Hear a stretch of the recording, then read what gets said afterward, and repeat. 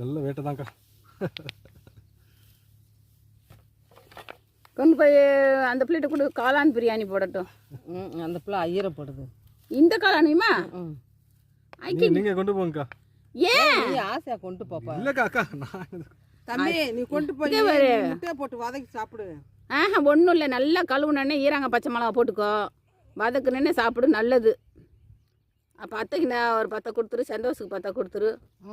பிள்ளை கொண்டு போய் இன்னைக்கு சாமியை கொண்டு போட்டோம். இல்லக்கா, நாளைக்கு இதே இடத்துல வந்து பார்த்தா வெடிக்கும். அந்த புத்தில் போய் பார்த்தாக்கா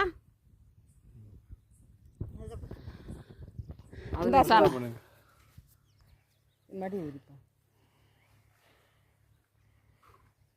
இது மறந்துருச்சுன்னா இப்போ ஒரு மடி இருக்கும். இந்த நான் இப்படித்தான் தாய் இப்படி. ஓ இந்த